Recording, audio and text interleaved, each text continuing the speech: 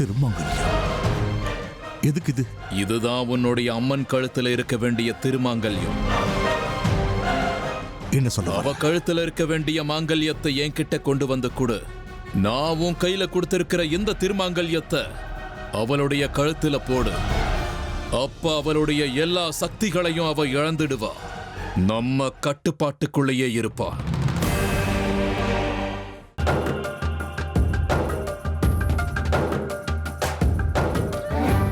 உனக்கு எங்க ஊர் பிடிச்சிருக்கா? உங்க ஊரு பிடிச்சிருக்கு, உங்க வீடு பிடிச்சிருக்கு, உன்னை பிடிச்சிருக்கு, உங்க அம்மனையும் பிடிச்சிருக்கு.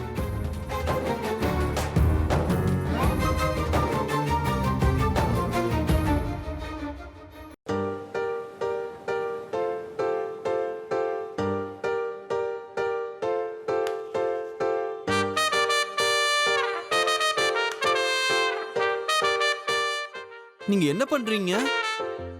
காதலியுடைய கால் மேல கால் வச்சு போனா காதல் அதிகமாகுமா?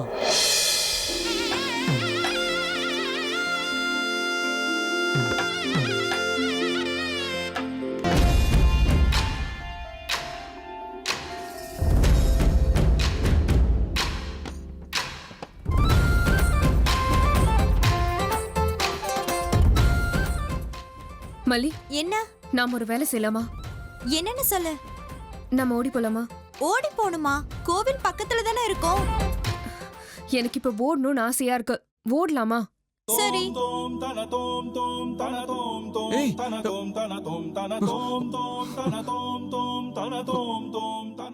கால் தடமே தெரியல.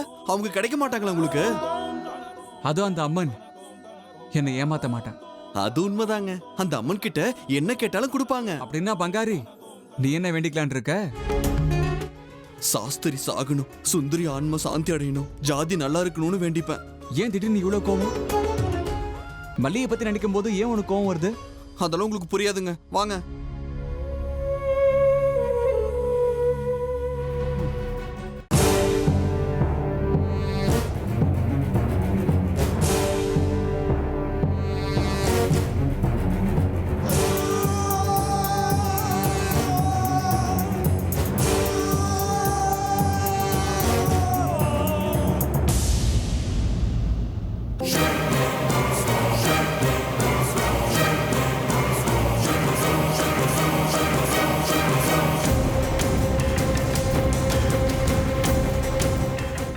இப்போ மனசுக்கு அமைதியா இருக்கா மகமாயி?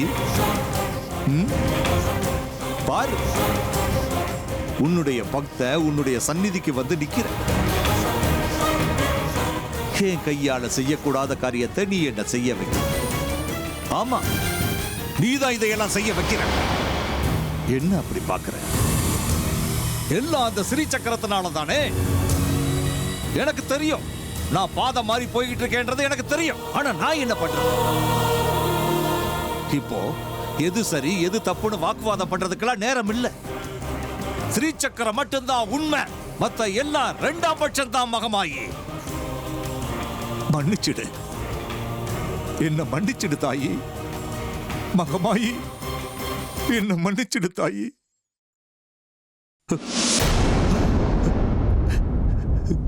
என்ன தயவு செஞ்சு மன்னிச்சிடு.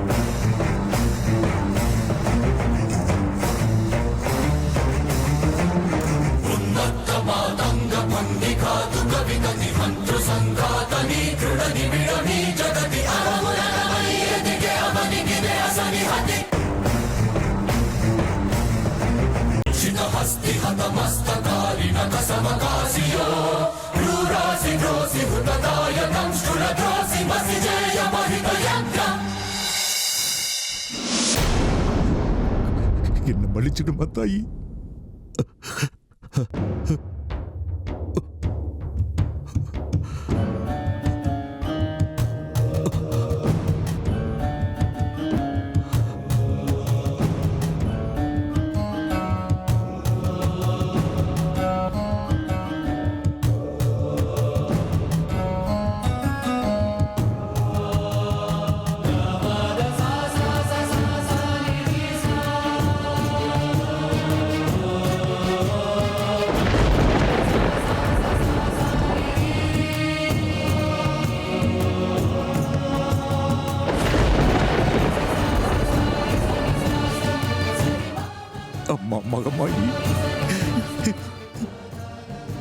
என்ன மன்னிச்சிடு.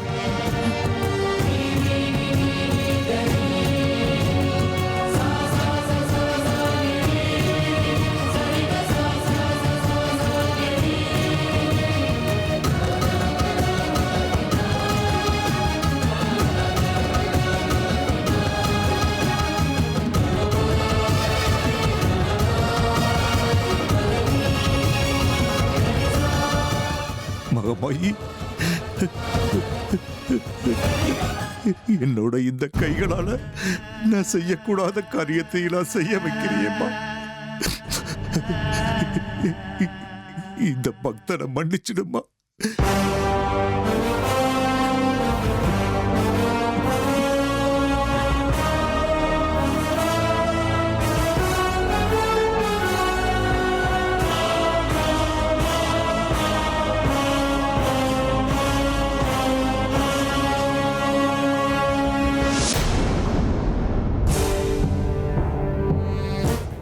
தாயே, தாயே, நான் வந்த காரியம் முடிச்சது. இப்போ உனக்கு சுமங்கலி பூஜை நடத்தாலும் பிரயோஜனம் கிடையாது. சுமங்கலி பூஜை முறையா நடக்கலைன்னு உனக்கு கிடைக்க வேண்டிய சக்தி கிடைக்காது. சக்கரத்தை உன்னால காப்பாற்ற முடியாது. அந்த நேரத்துல சக்கரத்தை நான் அடையிறதுக்கு தேவையான எல்லா ஏற்பாடுகளையும் செஞ்சுக்கிறேன். தாயே, நான் செய்யற எல்லா காரியங்களுக்கும் உன்னுடைய ஆசீர்வாதம் எனக்கு வேணுமா. உன்னோட பக்தனான என்ன நீ காப்பாத்து தாய், காப்பாத்து, காப்பாத்து.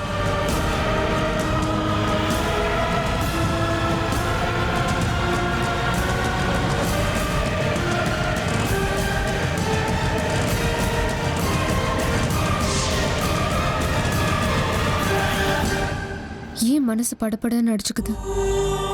கோவிலுக்குள்ள அடி எடுத்து வச்சதுல இருந்து நடக்க கூடாதது நடந்த மாதிரி இருக்கு. ஏன் அப்படி இருக்கட்டும், முதல்ல போய் அம்மனை தரிசனம் பண்றேன்.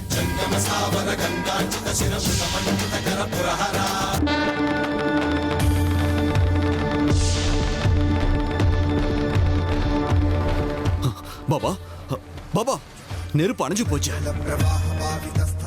இது எப்படி நடந்தது? எது வேணாலும் நடக்கும் ருத்ரா. ஒரு நிமிஷத்துல மனுஷன் தன்னோட காரியத்தை முடிச்சுக்கிட்டு அந்த தெய்வத்துக்கே சவாலா நிப்பான். இப்ப நாம அந்த ஊருக்குள்ள போறதுக்கு எந்த தடங்களும் கிடையாது. சாஸ்திரி சொன்னா உன் அளவுக்கு சக்தி இருக்கிற யாரோ ஒருத்தன் சக்கராபுரிக்கு வந்திருக்கான்னு உண்மையா? உண்மைதான், வந்திருக்கான். யார் வந்திருக்காங்க? எதுக்காக வந்திருக்காங்க? அவங்களுக்கு இங்க என்ன வேலை? பாபா, அந்த நாகராணியை தேடுறதுல என் உயிரே போனாலும் சரி, நான் தான் முன்னாடி போவேன். அவளை நான் பலி கொடுத்தே ஆகணும். இதுக்குதான் ருத்ரா உன்னை எனக்கு ரொம்ப பிடிக்கும். சரி வா, முன்னேறி போகலாம்.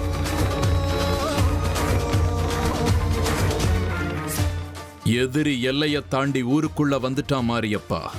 இந்த வடக்கு திசையில இருந்து தான் அவன் வந்துகிட்டு இருக்கான். வரட்டும், என் கையில இருக்கிற இந்த கண்ணால் அவனை சுட்டு தள்ளிடுற. கட்டுக்கி, அவசரப்படாத மாரியப்பா. அவன் எதுக்காக வந்திருக்கான், அவனுடைய குறிக்கோள் என்ன, அவன் எத்தனை நாளைக்கு இங்க இருக்க போறாங்கிற எல்லா செய்தியையும் நாம தெரிஞ்சுக்கணும். அதெல்லாம் தெரிஞ்சுக்கிட்டு நீ என்ன பண்ண போற? ஒரே குண்டு டமான்னு சுற்றலாம். அப்புறம் ஓம் உயிரும் உன்னை விட்டு போயிடும். வர்றவனை என்ன ஏதுன்னு நான் விசாரிச்சுக்கிறேன். அவன் நெருங்கி வரட்டும். ஸ்ரீ சக்கரத்து மேல இருக்கிற ஆசையால இங்க வந்திருந்தா வந்த காரியம் நடக்காதுன்னு அப்படியே திரும்பி போயிடுறது நல்லது. அப்படி இல்லைன்னா அவன் கழுத்தை வெட்டி அவன் தலையை அம்மனுடைய பாதத்துல சமர்ப்பிச்சிடுவேன்.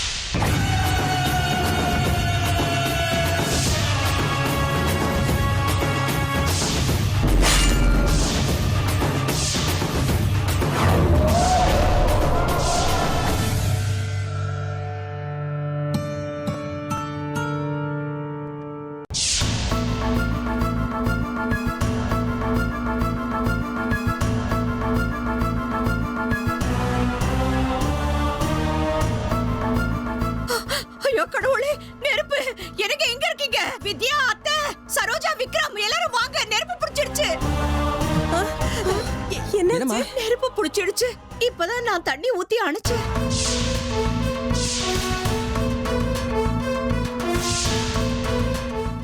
டேய் சேகரா, இது நல்லது இல்லடா. என்னடா இதெல்லாம்? பூஜை அறையில எப்படிடா நெருப்பு பிடிச்சது?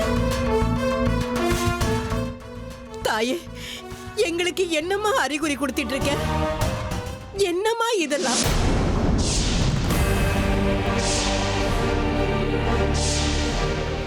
சேகரா, அங்க பாரு, அம்மன் கழுத்துல இருந்த தாலி விழுந்து கிடக்குது.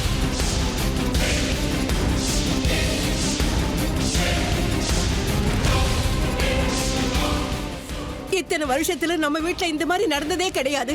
எனக்கு என்னமோ இது ஏதோ அபசகுணம் மாதிரி தான் தெரியுது. ஸ்ரீ சக்கரத்தை அபகரிக்கணும்னு நினைக்கிறவங்களோட வேலை தானே இது. இருந்தாலும் இருக்கலாம் லலிதா. என் மனசுல என்னமோ கோயிலுக்கு போகணும்னு தோணுது. அம்மனோட விக்கிரகத்துக்கு ஏதோ அபச்சாரம் நடந்திருக்கு.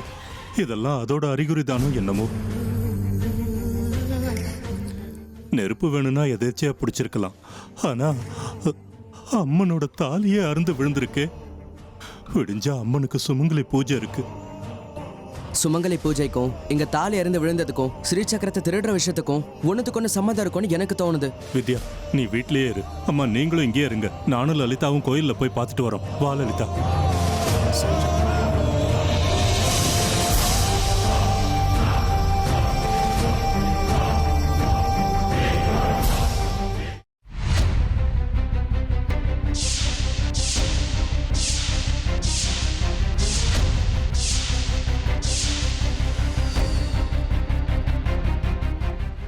கண்டவங்கெல்லாம் வந்துட்டு போறதுக்கு சக்கராபுரி என்ன உங்க அரண்மனைன்னு நினைச்சீங்களா? இங்க அரசாட்சி செய்ய வேண்டியவனே நான் தான். இனிமே என்ன வேணாலும் நடக்கலாம் ருத்ரா. கொஞ்சம் எச்சரிக்கையோட இரு. ஏதோ ஒரு தடை நம்மளை நோக்கி வந்துகிட்டு இருக்கு.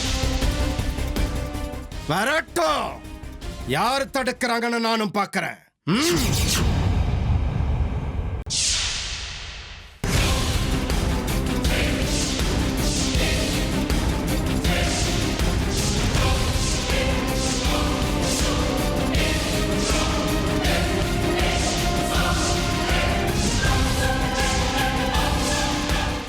வழிவிடு. விடமாட்டேன். அழிஞ்சு போயிடுவேன். அதையும் பார்த்துடலாம். உன் அழிவை நீயே தேடிக்கிற. நான் யாரு, என் சக்தி என்னன்னு உனக்கு உண்மையிலேயே தெரிஞ்சிருந்தா என்னோட திசை பக்கம் கூட நீ தலை வச்சு படுத்திருக்க மாட்ட. என்னுடைய சக்தியை பத்தி ஒரு துளியாவது உனக்கு தெரிஞ்சிருந்தா இந்த பாதையில நிச்சயமா நீ வந்திருக்க மாட்ட. வீண் பேச்சு எதுக்கு? என்னோட முழுமையான சக்தியை பத்தி உனக்கு தெரியாது. நான் யாருன்னு கூட உனக்கு தெரியாது. பேரு பைரவன். காலருத்ரன் ஆராதிக்கிறவன். அபரிமிதமான சக்திகளை சம்பாதிச்சுக்கிட்டு வந்தவன். நாகமணியை தேடி வந்திருக்க.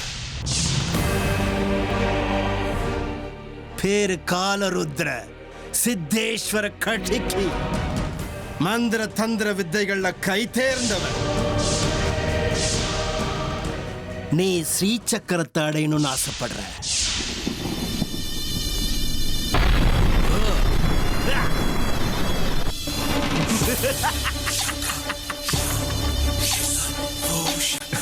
ரெண்டு பேருமே சக்தி வாய்ந்தவங்க தான். மந்திர தந்திரங்கள்ல கை தேர்ந்தவங்க தான். தேவையில்லாம நமக்குள்ள நாம எதுக்கு சண்டை போட்டுக்கணும் பைரவா? அதையே தான் நானும் சொல்லலான்னு இருந்தேன் கட்டிக்கு. யாரோ எதிரிதான் என்ன தடுக்க வந்துகிட்டு இருக்காங்கன்னு நினைச்சு நான் தப்பு பண்ணிட்டேன். இந்த ஊர்ல எங்களோட எதிரி இருக்கிறது உண்மைதான். ஆனா அந்த எதிரி நீங்க கிடையாது. ஸ்ரீ சக்கரத்து மேல உங்க பார்வைப்படாதுன்னு சத்தியம் பண்ணாதான் நீங்க சக்கராபுரிக்குள்ள போக முடியும். இல்லனா இது வரைக்கும் உங்க சக்திகளை காட்டுங்க. இனிமே நான் என் சக்திகளை காட்ட வேண்டியது இருக்கும். உங்க ஸ்ரீ சக்கரத்து மேல எங்களுக்கு எந்த ஆசையும் கிடையாது. எங்களுக்கு வேண்டியது எங்களுக்கு கிடைச்சிருச்சுன்னா இந்த நிமிஷமே நாங்க இந்த இடத்தை விட்டு போயிடுவோம். பைரவா, நாங்க ஒரு மகா காரியத்துக்காக ஒண்ணு சேர்ந்திருக்கோம். அந்த காரியத்துக்கு உங்க மூலமா எந்த விதமான பிரச்சனையும் வரக்கூடாது. நீங்க தேடிக்கிட்டு வந்திருக்க உங்க எதிரிய தேடுறதுக்கு நாங்களும் உங்களுக்கு உதவி செய்வோம். உங்க காரியத்துக்கு என்னால் ஆன உதவிய நானும் செய்வேன். ரெண்டு அபரிமிதமான சக்திகள் ஒண்ணு சேருதுன்னா இதுக்கு மேல நடக்க போறது எல்லாமே ரொம்ப பெரிய வரலாறா இருக்க போகுது பைரவா. இந்த வரலாற்று சிறப்பு மிக்க நிகழ்வுல நம்ம கை ஓங்கி இருக்கணும்னா நாம ஒண்ணு சேர்ந்தாகணும். வா கட்டி.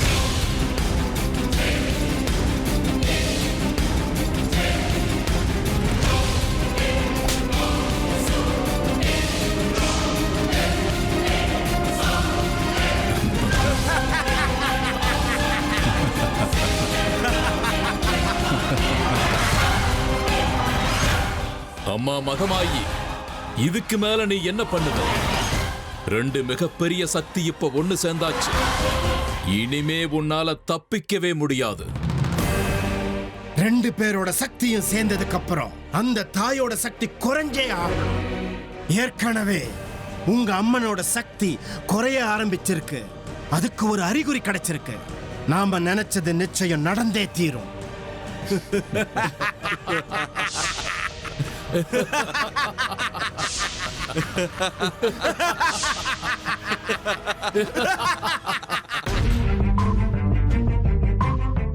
இவங்க ஏன் இப்படி பதட்டமா ஓடி வராங்க?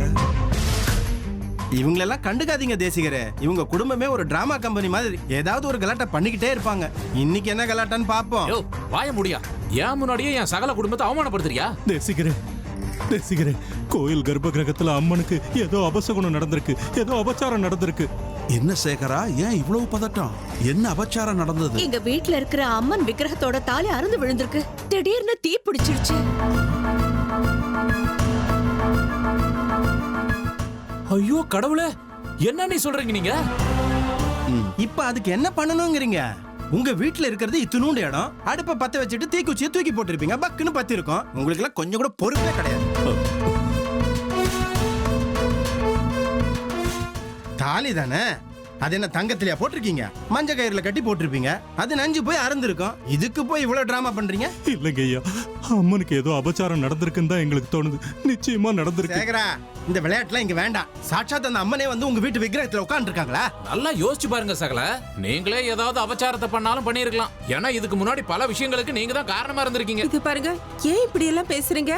அவங்க நம்பிக்கை அவங்களுக்கு பெருசு இல்லையா? ஒரு தடவை உள்ள போய் பாக்குறதுல என்ன தப்பு இருக்கு? இந்த பாருமா, நீங்க இந்த ஊருக்கு புதுசு போல இருக்கு. இதெல்லாம் உங்களுக்கு புரியாது. நீங்க தலையிடாதீங்க. இல்ல, எனக்கும் அப்படித்தான் தோணுது. அம்மனுக்கு நிச்சயமா ஏதோ அபச்சாரம் நடந்திருக்கணும். இல்லனா எதுக்காக இப்படி எல்லாம் நடக்கணும்? இது வரைக்கும் இப்படி நடந்ததே இல்ல. பஞ்சாக்ஷரி, சேகரன் ஏழையா இருக்கலாம், ஆனா அவனுக்கு பொய் சொல்ல தெரியாது. அவனோட நம்பிக்கை அவனுக்கு பெருசு.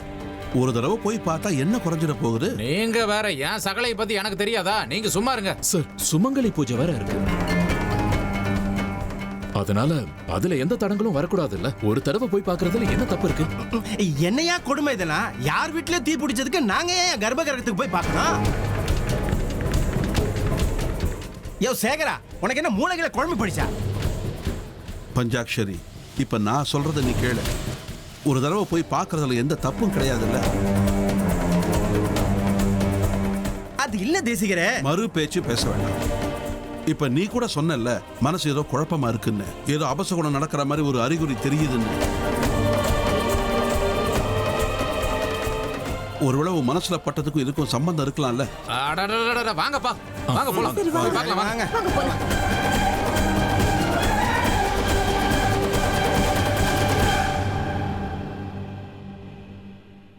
எனக்கு நம்ம இதெல்லாம் வேலைக்கு ஆகாதுன்னு தோணுதா? பைரவா, உன் ஆளை கொஞ்சம் வாயை மூடிக்கிட்டு இருக்க சொல்றியா?